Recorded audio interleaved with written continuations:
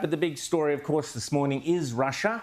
And who better to chat to us about what is really going on with the Wagner Group and with Russia and Putin and Ukraine. And, of course, great friend of this show, former SAS officer. Here we go, Richard Kemp. Great to see you as always, Richard. We are keen to hear your thoughts on the latest out of Russia and the Wagner Group and the coup that never was or is. How are you? Yeah, well, it was for a bit, and it's not any longer. It sort of seemed to be going quite badly for Putin in the early stages from yesterday. But during the course of today, it appears that Prigozhin, the head of Wagner, came to a deal with Lukashenko, who is the president of Belarus, under which the coup was stood down. So Putin has basically had his skin saved by his ally in Belarus, and Prigozhin, the Wagner leader, is now apparently going into exile in Belarus, and the other members of the coup, the other people involved in this attempted coup, are being effectively let off. But if I was Prigozhin, we all know what Putin, how Putin sort of considers revenge, and those people who he feels are his enemies. So I would be very careful, I think, if I was Prigozhin, as to what I would eat or drink in the future. Plutonium, yes, plutonium sushi or whatever it is. Yeah. Could well be a bit of plutonium, yeah.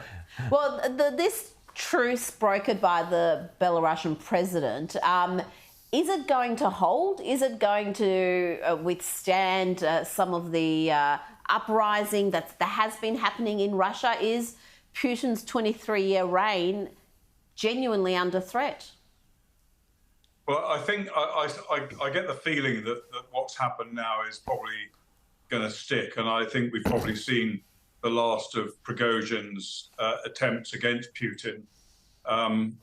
But I think Putin's been very badly damaged. He came across, when he made a video or a TV statement to the Russian people, he came across as somebody who was weakened, who was not in control, which of course he very much likes to be. And I think somebody whose longevity perhaps is now in question. It may be that this coup is now finished, but I think it's made his future rather more in doubt than it was only just a few hours ago.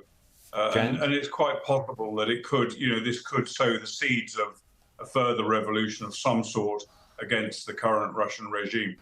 Well, Colonel, I want to get onto that because the next question that always has to be asked is what comes next? And you would think that, what we almost saw here, a coup by Prigozhin and the Wagner Group, which is just, even more brutal and vicious, would be not a great replacement for Putin. What comes after Putin, however he winds up going? And, I mean, surely whatever comes next is going to be worse for the West than, and I don't see any sort of liberal democratic movement, I guess, that's going to come in and take over. No, I agree with you entirely. I think if Prigozhin had managed to install himself in the Kremlin, that would have probably been a worse thing than even Putin. Though it's hard to imagine what could be much worse.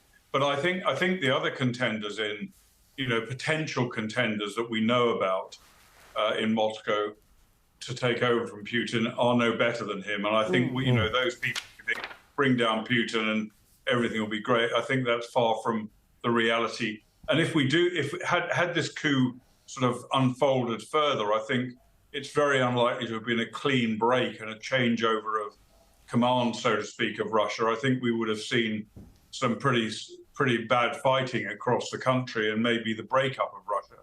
And that could happen, if there's if this has indeed sowed the seeds of instability in Russia, we could see, very bad situation for the Russian people. That doesn't necessarily mean to be bad for the West or for the world as a whole, but it would, I think, be quite bad for Russia and Russia's stability.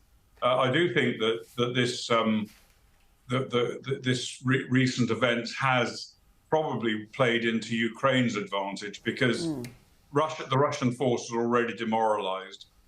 Prigozhin has quite a lot of respect among rank-and-file Russian troops. They see him as on their side. And he came out, one of his statements he came out with was that the entire war is based on a lie, and that there wasn't a threat to Russia from Ukraine. There was no need to denazify Ukraine, and there wasn't a threat from NATO, all of which we know to be true.